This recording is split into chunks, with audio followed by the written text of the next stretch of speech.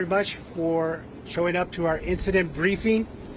We have several members of the Unified Command team that'll be speaking to you and giving you an incident briefing on the Sandalwood incident. Before we get started, I want to lay down some ground rules. We're going to entertain 3 questions during the briefing. After the 3 questions are done, we'll stop with the incident briefing. We'll sidebar off to the side, and then we can entertain any questions that you have specifically for the incident commanders. We'll also have public information officers standing by here that we can answer incident questions regarding Sandalwood. So with that, I'd like to turn this over to our first speaker, who is one of our Unified commanders, and that is Battalion Chief Jeff Ricci from the city of Calimesa. Good morning.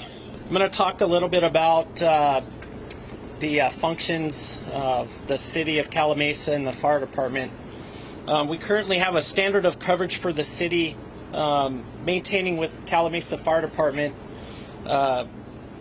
crew support with our cooperating agencies. We also are committed to structure defense and mop-up operations. We also have our EOC activated, and that EOC is located at the Senior Center. The address is 908 Park Avenue. We also have a shelter for displaced residents, and that is located at Mesa Grande Academy, and the address to that is 975 Fremont Street.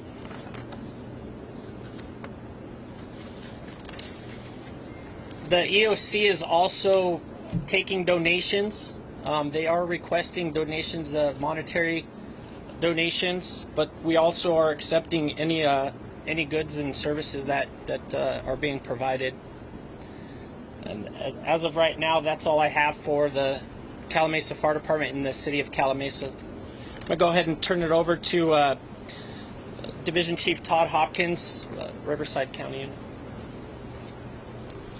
Good morning, Todd Hopkins. I'm one of the Unified Incident Commanders for CAL FIRE, Riverside County Fire Department.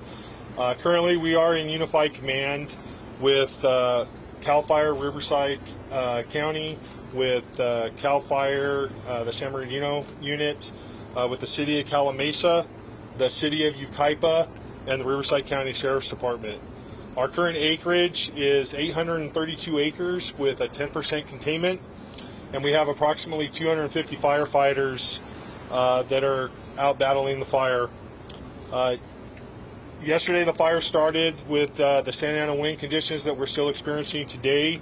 It was a very rapid moving fire that started from a trash truck that had caught fire, and the trash was jettisoned out of the back of the vehicle and caught the vegetation on fire. As of right now, we are trying to contain the fire within our control lines that we've established as of yesterday. We're being challenged with the weather and the wind. We're still concerned with the spotting potential that we have.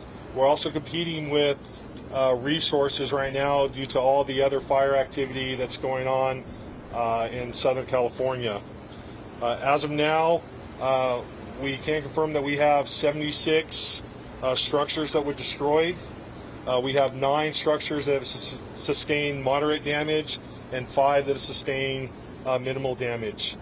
We do have resources that are continuing the perimeter control efforts and also structure mitigation issues that we're still experiencing. Thank you.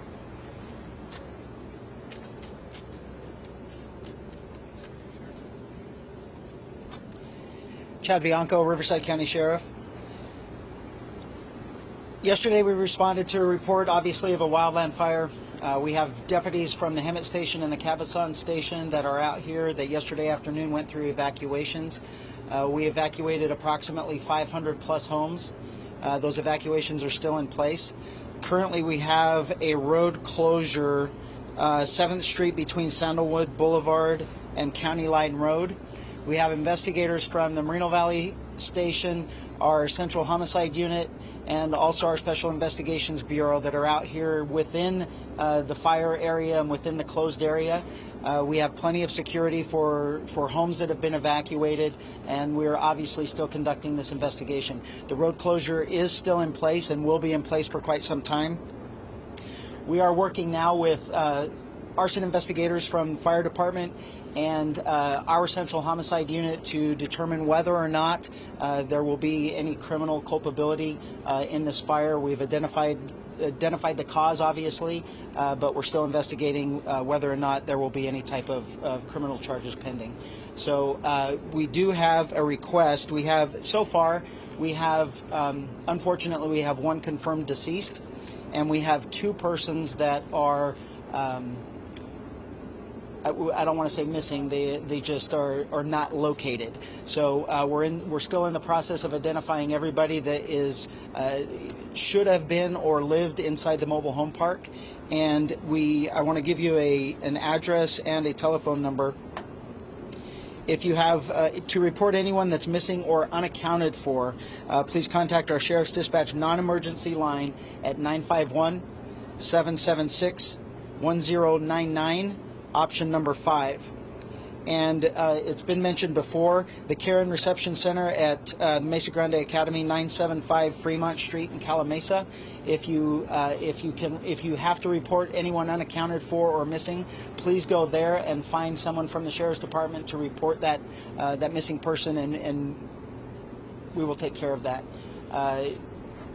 This is not going to be a short time frame. The road closure is going to be for quite some time, possibly the rest of the day. So I just ask that all residents please pay attention to the fire crews, pay attention to the deputies, and we're asking that you just abide by our instructions until we can get this taken care of. Thank you.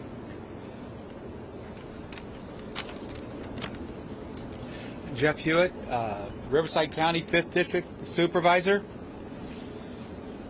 Today is a very, very difficult day for Riverside County and especially the city of Calimesa.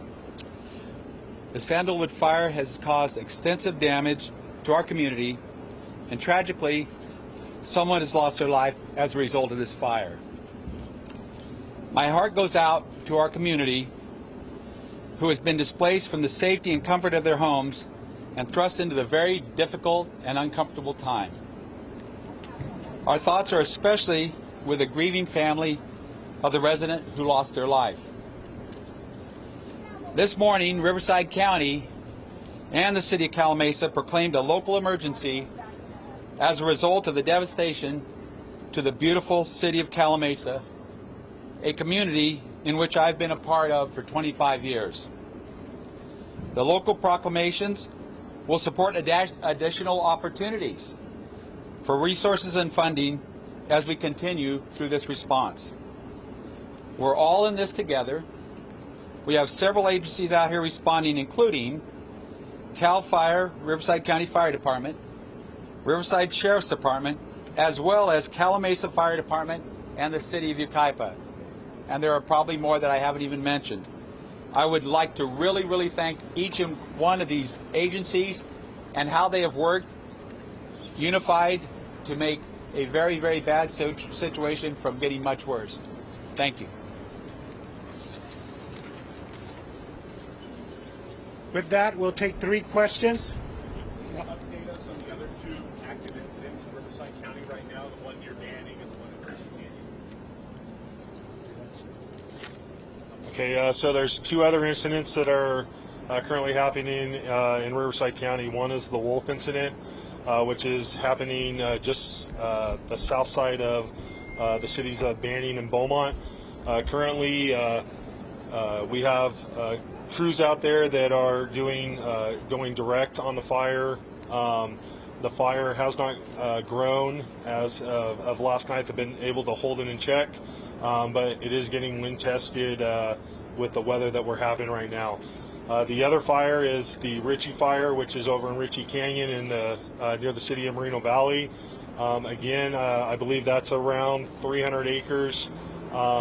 There's a lot of work that needs to go put in. We have some difficult access getting in crews to have to cut out the fire of where it's hung up on the side of the hills, but they are making good progress. We have not seen that fire grown, but again, it is getting tested by the wind, and we're confident that that fire, as well as the wolf fire, are looking good, and we are hoping for no growth. But with this wind, it just takes one little spot into the grass, and then we could get growth. So any of the evacuation warnings that are in place are remaining in place until the sheriff and fire and the local PD decide that it's safe for the residents for those evacuation warnings and orders to be lifted. So that's all I have on those. Sheriff Bianco, may I ask the question, why is this considered a crime to near the local department when the residents evacuate their homes and a lot of them? We know how the fire started. We're working as fast as we can to make sure that happens, to get them back into their homes. We know how the fire started. I'm not going to get into too much detail of it, but basically the fire resulted in a death. So that's why right now it's kind of like a death investigation to see if it's going to result in criminal charges. We don't know that yet, and we won't know that for some time. Last question. Yes. What did you think of the way the burning garbage was disposed of? You know, I'm not going to second guess any action that's made under obviously very trying circumstances. As we go forward, there'll be a lot of attention put on this, and it might change policies, it might not, I don't know. But at this time, I couldn't really comment on that because it looks like a tragedy of several bad things happening at the same time. Thank you. With that concludes our incident briefing for the Sandalwood incident. We'll break out, sidebar, if you have any other questions, and the incident commanders will be available, as well as the public information officers that are here.